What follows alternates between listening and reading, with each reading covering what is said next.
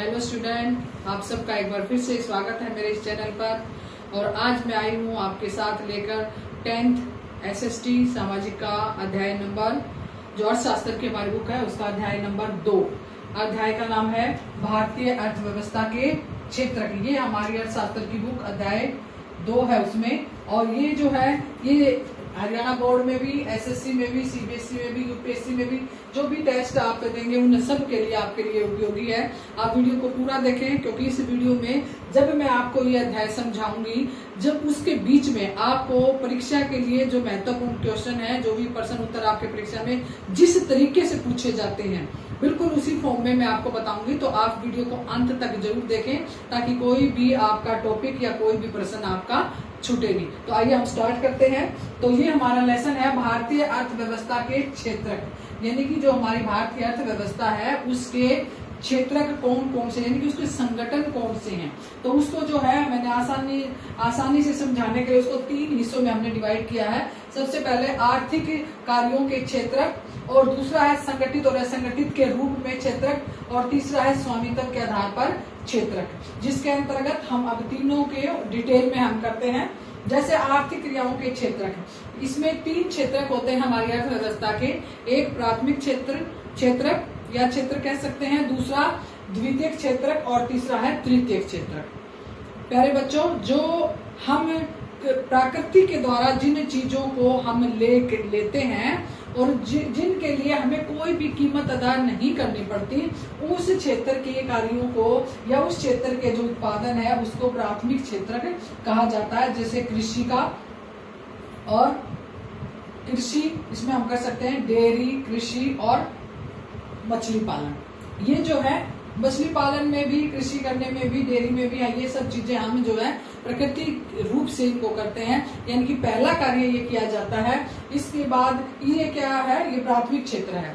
और इस कार्य को, क्योंकि ये जो दूसरे कार्य जो क्षेत्र हैं उन क्षेत्र के कार्यों में ये क्षेत्रक सहायता करता है, इसलिए इसको सहायक क्षेत्र या कृषि के कार्य इसमें होते हैं, इसलिए इसको कृषि क्षेत्र भी कह देते हैं और सहायक क्षेत्र भी कह देते हैं। अब हमारा क्वेश्चन क्या बन गया?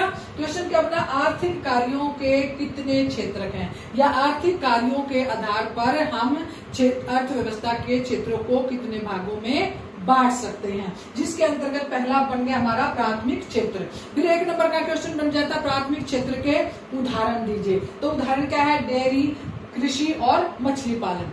एक और क्वेश्चन हमारा तैयार हो गया। उसके बाद जो प्राथमिक क्षेत्र है उसका दूसरा नाम क्या है, उसको और दूसरे किस नाम से जाना जाता है? तो उसको दूसरे किस नाम से हम सहायक क्षेत्र के नाम से भी जानते हैं। तो एक बातचीत में हमारे कितने छोटे छोटे बहुत सारे क्वेश्चन आपके तैयार हो जाते हैं। फिर उसके बाद आ जाता है हमारा द्वितीयक क्षेत्र।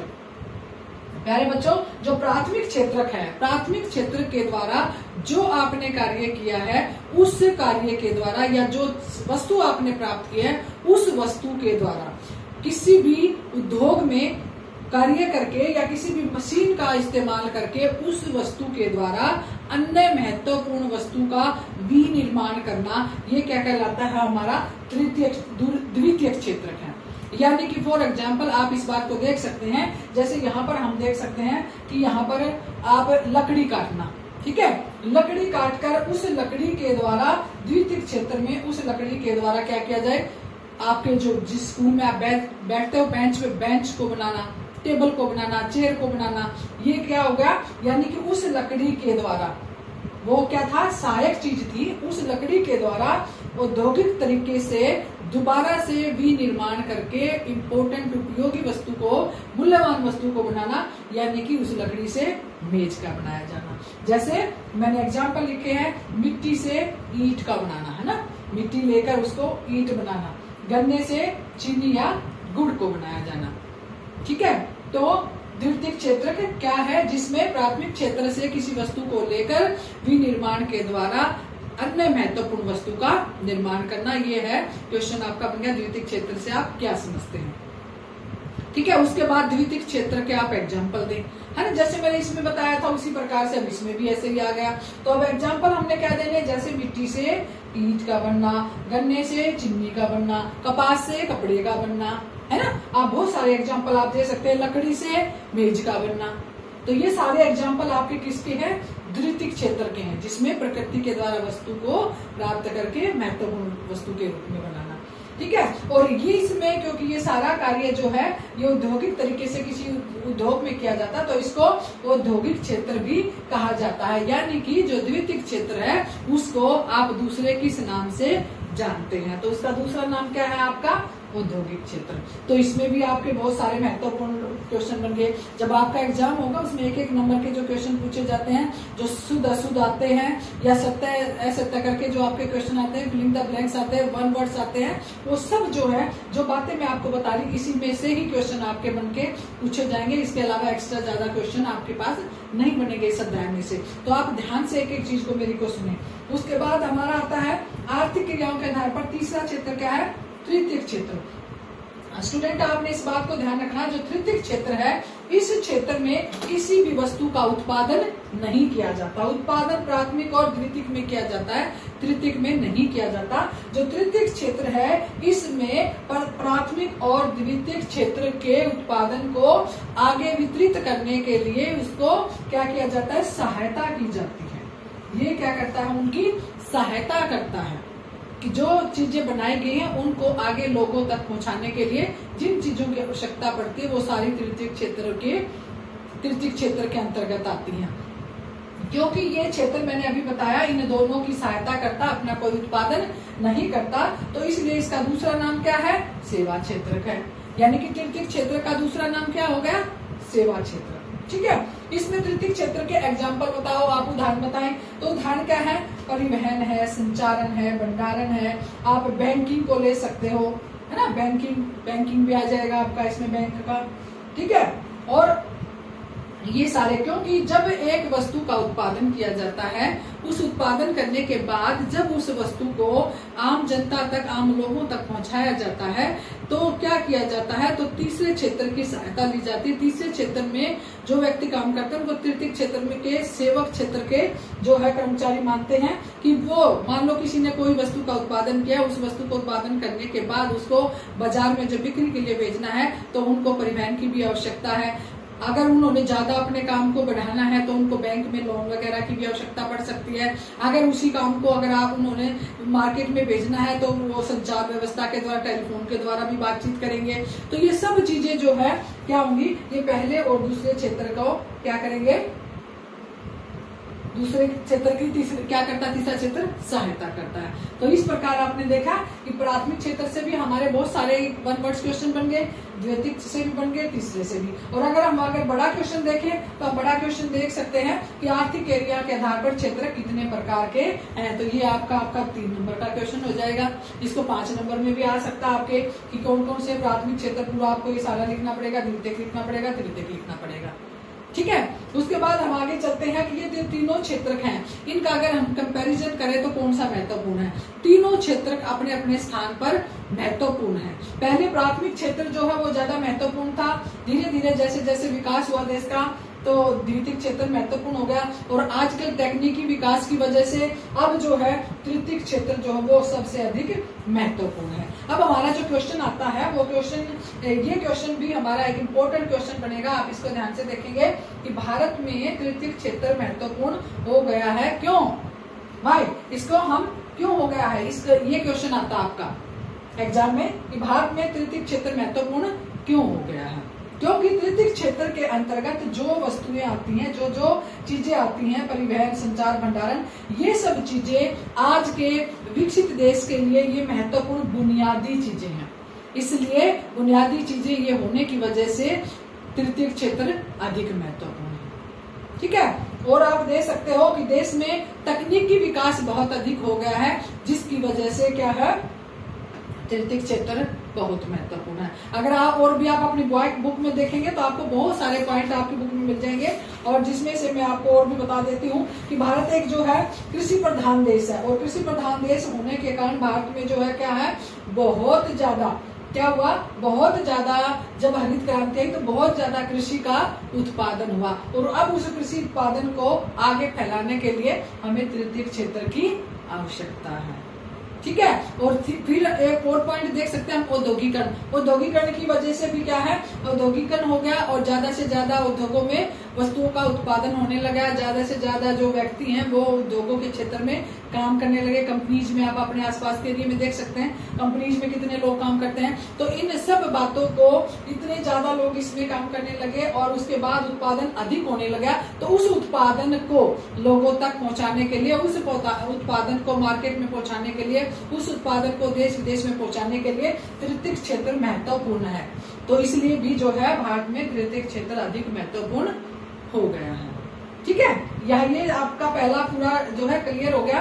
आर्थिक क्षेत्र के प्राथमिक, द्वितीयक और तृतीयक क्षेत्र महत्वपूर्ण है। क्यों?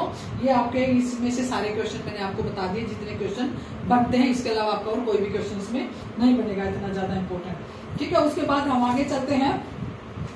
संगठित और असंगठित के रूप में क्षेत्रों का विभाजन। अब ये संगठित और असंगठित ये दो हैं। संगठित क्या है, असंगठित क्या है? अब क्वेश्चन हमारा क्या बनेगा? संगठित क्षेत्र क्या है? संगठित क्षेत्र क्या है, असंगठित क्षेत्र क्या है? दोनों अलग अलग से दो नंबर के, एक नंबर के क्वेश्चन बन जाएंगे। तो संगठित क्षेत्र क्या है? संगठित क्षेत्र वो है जिसमें रोजगार की अवधि नियमित होती है, जिसमें काम के घंटे निश्चित होते हैं, जिसमें जो है सरकार के द्वारा वो पंजीकृत होती है, यानी कि वो गवर्नमेंट की होती है, यानी कि उसमें सरकार के नियमों और जो सारे नियम है उनकी पालना की जाती है। उसमें आपके काम के घंटे निश्चित होंगे, विश्राम के घंटे निश्चित होंगे, आपको जो है बीमारी के लिए अवकाश मिलेगा और हर चीज की आपको रोजगार की गारंटी होगी। ये है हमारा संगठित क्षेत्र जो सरकार के नियंत्रण में होता है, या तो सरकार के नियंत्रण में होगा या सरकार के द्वारा पंजीकृत होगा। ठीक है, तो संगठित क्षेत्र ये है। संगठित क्षेत्र में आप एग्जांपल दे सकते हो, जैसे भारत इलेक्ट्रिकल्स है, भारत इलेक्ट्रिकल्स लिमिटेड जो बेल फैक्ट्री है उसका नाम दे सकते हैं। ठीक है, और इसमें आप भिलाई की दे सकते हैं, भिलाई में जो है इस्पात उद्योग, वो भी संगठित क्षेत्र में आता है। उसके बाद आता है असंगठित क्षेत्र। असंगठित क्षेत्र क्या है? जिसमें ये हमने जो पॉइंट लिखे इन्हीं का विपरीत, रोजगार की अवधि निश्चित नहीं होती, सुनिश्चित काम नहीं होता, अगर काम हो जाता है तो मजदूरों को काम से निकाल भी दिया जा सकता है ना। उसके साथ ये सरकार के द्वारा पंजीकृत नहीं होते, इसमें सरकार के नियम नहीं, इनके अपने नियम है ना। जैसे किसी दुकान पर अगर आप काम कर रहे हैं तो असंगठित क्षेत्र है, अगर उसको जितने समय तक काम की आवश्यकता है उसके बाद आपको ज्यादा समय तक भी आपको बोला जाएगा कि आपने 9 से 5 बजे तक काम करना, लेकिन दुकानदार अगर दुकान 7 बजे बंद करता तो आपको 7 बजे तक भी बैठना पड़ेगा, यानी कि आपके रोजगार का जो काम का जो समय है वो निश्चित नहीं है ना। और उसमें जो है रोजगार की अवधि भी नियमित नहीं होगी। तो अगर मान लो आप अच्छे से काम कर रहे हैं, ठीक है, नहीं तो उनको अगर कोई और काम वाला मिल जाता आपको उठा भी सकते हैं। तो असंगठित क्षेत्र जिसमें ये जो हमारे पॉइंट है इन सब को पॉइंट को विपरीत कर देते हैं, तो वो असंगठित क्षेत्र आता है। जैसे किसी दुकान पर काम करना, ये कह सकते हैं किसी दुकान पर काम करना, या श्रमिकों का काम करना, फैक्ट्रियों में जो श्रमिक काम करते हैं उनका, खेत में जो श्रमिक काम करते हैं उनका, है ना। ये सारे जो है उसके अंतर्गत आपके आ जाएंगे। तो क्वेश्चन हमारा क्या बना? संगठित क्षेत्र क्या है और असंगठित क्षेत्र क्या है? संगठित क्षेत्र के में जो है अगर आप इनको दोनों का कंपैरिजन भी आ जाता है आपके पेपर में, संगठित और असंगठित जो है इनकी दोनों की तुलना करें, तो तुलना में भी आप रोजगार के आधार पर, समय की या काम की अवधि के आधार पर, ठीक है, निश्चितता के आधार पर, ऐसे आप जो ये पॉइंट्स मैंने बताए इन पॉइंट्स को एक एक करके आप पॉइंट बना के उसको अलग अलग आप उसका क्या कर सकते हो, उसको एक्सप्लेन कर सकते हो, जिसके अंतर्गत आप इनको अलग अलग बता सकते हो। ठीक है, संगठित और असंगठित, इसमें सेवा काल और ये सारा रोजगार की अवधि निश्चित होती है। आप यहाँ पर एक साइड में लिखेंगे, यहाँ पर लिखेंगे, दूसरे साइड में रोजगार की अवधि निश्चित नहीं होती। तो ऐसे करके आप इसके पॉइंट बना सकते हैं। नेक्स्ट आपका आता है स्वामित्व के आधार पर क्षेत्र। ठीक है, ये अलग क्वेश्चन बन जाएगा। स्वामित्व के आधार पर क्षेत्र जो है वो कितने प्रकार के हैं? ठीक है, दो है ये, देखो, एक है सार्वजनिक क्षेत्र, एक है निजी क्षेत्र। अब क्वेश्चन फिर आपका अलग क्वेश्चन बन सकता है, सार्वजनिक क्षेत्र से आप क्या समझते हैं, निजी क्षेत्र से आप क्या समझते हैं। सार्वजनिक क्षेत्र क्या है? सार्वजनिक क्षेत्र में क्या होता है? सार्वजनिक क्षेत्र में जो उद्योग है उस उद्योग पर सरकार का नियंत्रण होता है, यानी कि जो काम करने का आपका स्थान है उस पर उत्पादन तथा वितरण पर सरकार का नियंत्रण होता है। और वो जो है उसमें अगर कोई भी उस योग्यता को पूरी करता है तो सबको उसमें काम करने का अधिकार है। जो भी निवेश किया जाता है वो सबके लाभ के लिए, सार्वजनिक लाभ के लिए या समाज के लाभ के लिए किया जाता है। इसमें भी आप कह सकते हैं, इसमें जो है काम के घंटे निश्चित होते हैं। जो लाभ होता है वो पूरे देश का लाभ होता है। जैसे आप एग्जाम्पल ले सकते हैं, जैसे भारत हैवी इलेक्ट्रिकल और बिला इस्पात, जो मैंने ऊपर एग्जाम्पल दिए थे। और दूसरा जो है निजी, जिसमें क्या होता है, उत्पादन तथा वितरण के साधनों पर निजी स्वामित्व होता है। यहाँ पर क्या होगा, यहाँ पर सरकार का स्वामित्व होता है और यहाँ पर किसका होता है, निजी स्वामित्व होता है। जैसे आप रिलायंस को कह सकते हैं, रिलायंस की अगर कोई भी चीज है, उसमें जितनी भी वस्तुएं उत्पादित है, जो भी उनका प्रॉफिट है, जो भी वो निवेश करते हैं, जो भी लॉस है, वो सब कुछ उस सब पर किसका अधिकार है, रिलायंस का अधिकार है। वो निजी क्षेत्र में आ जाता है। सार्वजनिक क्षेत्र जो सरकार का है, निजी क्षेत्र या जो प्राइवेट है, साधारण भाषा में आप बोल सकते हैं, ये सरकारी और ये प्राइवेट। इसमें क्या होता है, सरकार के अधीन होते हैं, इसमें किसी एक व्यक्ति के अधीन होता है सारा स्वामित्व। ठीक है, जैसे बजाज ऑटो है, टाटा है, ठीक है, टिस्को है, रिलायंस है, मित्तल है ना, जिंदल है, बहुत सारी कंपनीज है, बहुत सारे हमारे यहाँ पर बहुत बड़े बड़े बड़े उद्योगपति हैं। वो सब निजी क्षेत्र, जिसमें जो उत्पादन किया जाता है वो निजी लाभ के लिए किया जाता है, वो निजी क्षेत्र है। निजी क्षेत्र के एग्जाम्पल आपने ये देने हैं और सार्वजनिक के ये। अब स्वामित्व के आधार पर कितने क्षेत्र के हैं, क्वेश्चन नंबर 1 सार्वजनिक और निजी। क्वेश्चन नंबर 2 सार्वजनिक क्षेत्र क्या है, आप ये बताएंगे, जिस पर सरकार का नियंत्रण है, एग्जाम्पल ये। उसके बाद निजी क्षेत्र क्या है, निजी क्षेत्र में आप बताएंगे कि जिसमें किसी एक निजी उद्योगपति का, निजी पूंजीपति का स्वामित्व होता है, ये आ जाएगा। ठीक है, उसके बाद ये आप इनके एग्जाम्पल दे सकते हैं। ये एग्जाम्पल देने के बाद आप जो है ये सारा आ गया, ये 3 बातें मैंने बताई, आर्थिक क्रियाओं के आधार पर संगठित है, संगठित और स्वामित्व के आधार पर। ये सारा चैप्टर लगभग मैंने इसमें कवर करने की कोशिश की है, जो आपका इम्पोर्टेंट है। उसके बाद 2-3 बातें हमारे और भी मुख्य हैं, जैसे जीडीपी। जीडीपी क्या है, सकल घरेलू उत्पाद। सकल घरेलू उत्पाद क्या है, एक देश में एक वर्ष में उत्पादित अंतिम वस्तुओं और सेवाओं का जो योग होता है उसको कहा जाता है सकल घरेलू उत्पाद। ये भी क्वेश्चन आपका 1 नंबर में आ जाता है। क्वेश्चन क्या है, सकल घरेलू उत्पाद। ठीक है, तो इसको जीडीपी बोलते हैं इंग्लिश में, ग्रॉस डोमेस्टिक प्रोडक्ट। तो क्या बन गया, क्या है इसकी डेफिनेशन क्या होगी, एक देश में एक वर्ष में उत्पादित अंतिम वस्तुओं और सेवाओं का जो योग होता है वो सकल घरेलू उत्पाद होता है। ठीक है, क्वेश्चन क्या आपका, सकल घरेलू उत्पाद से आप क्या समझते हैं। एक और क्वेश्चन क्या बनेगा, जीडीपी। जीडीपी की फुल फॉर्म क्या है, जीडीपी को सकल घरेलू उत्पाद। ठीक है, तो इसमें से भी 2-3 क्वेश्चन आपके इस तरीके से बन जाएंगे। फिर आता है हमारा, जैसे हमने कृषि के बारे में यहाँ किया था, तो कृषि के क्षेत्र में कुछ बेरोजगारी होती है, जैसे फॉर एग्जांपल छुपी बेरोजगारी, छुपी बेरोजगारी है ना, ये क्वेश्चन आता है बहुत बार पेपर में। छुपी बेरोजगारी क्या है, जिसमें एक स्थान पर जितने व्यक्तियों की आवश्यकता है उससे अधिक व्यक्ति अगर काम पर लगे हैं तो वो क्या है, छुपी हुई बेरोजगारी है। फॉर एग्जाम्पल अगर हम ग्रामीण क्षेत्र में देखें तो एक गांव में एक परिवार है और उस परिवार के पास अपनी जमीन है और वो परिवार अपनी उस जमीन में खेती करता है और उस परिवार में मान लो आप 11 सदस्य हैं। कितने सदस्य हैं उस परिवार में, 11 सदस्य हैं और वो 11 के 11 उस कृषि के कार्य को कर रहे हैं, अपनी जो जमीन है उसमें काम कर रहे हैं, कोई भी जो और एक्स्ट्रा कार्य नहीं कर रहा। जबकि अगर उस 11 में से अगर 5 आदमी भी उस काम को करें तो भी उतनी ही वो उनकी जमीन है और उतना ही उनको उत्पादन होना है ना, और कर रहे कितने, 11 कर रहे हैं, और अगर 5 करेंगे तो भी उतना उत्पादन होना है। तो इसका मतलब ये जो 6 हैं ये क्या है, ये छुपी बेरोजगारी, इसको प्रच्छन्न बेरोजगारी भी बोल देते हैं, ये है छिपी हुई बेरोजगारी।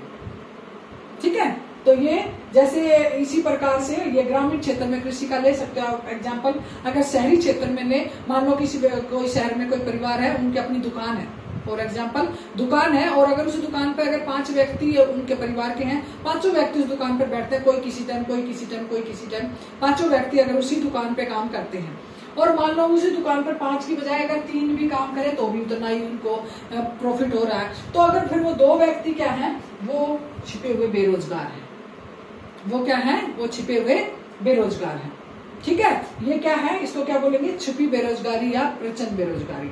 एक तकनीकी बेरोजगारी भी होती है। तकनीकी बेरोजगारी क्या होती है, जब किसी तकनीक के द्वारा बेरोजगारी, मान लो कंप्यूटर की कुछ लोग कंपनी में काम कर रहे थे, है ना, और वो काम कर रहे थे, लेकिन उन व्यक्तियों के स्थान पर कंप्यूटर ला दिए और अब वो कंप्यूटर काम करते हैं, वो व्यक्ति काम नहीं करते। तो वो जो है, वो जो श्रमिक जो काम कर रहे थे या जो व्यक्ति काम कर रहे थे, वो क्या, वो तकनीकी रूप से बेरोजगार हो गए, क्योंकि तकनीक ने उनको बेरोजगार कर दिया। ठीक है, इसके बाद इसी चैप्टर में हमारा एक टॉपिक है नरेगा। ये क्या है, NREGA, नरेगा, राष्ट्रीय रोजगार गारंटी अधिनियम। ये एक अधिनियम था जो गवर्नमेंट ने 2005 में पेश किया था। 2005 में जो है ये अधिनियम पास हुआ था, और इस अधिनियम के द्वारा ये भी आपका पेपर में आ जाता है कि नरेगा क्या है, इसके क्या उद्देश्य थी। तो ये जो नरेगा है, राष्ट्रीय रोजगार गारंटी अधिनियम, इसका क्या है, इसमें क्या होता है, इसमें जो सरकार है उसको जो व्यक्ति काम करने की क्षमता रखते हैं उन व्यक्तियों को साल में कम से कम 100 दिन काम देना अनिवार्य होता है। ठीक है, साल में कम से कम 100 दिन कार्य देना अनिवार्य होता है। दूसरी इसमें क्या होता है, महिलाओं को वरीयता दी जाती है। 1/3 जो है उसमें जितने व्यक्तियों को काम देना, 1/3 महिलाओं को दिया जाता है। ठीक है, तीसरा इसमें इस तरीके का काम करवाया जाता है कृषि से संबंधित, ताकि आने वाले समय में उस काम की जो है कोई और अन्य उपयोगी काम उस पर किया जा सके।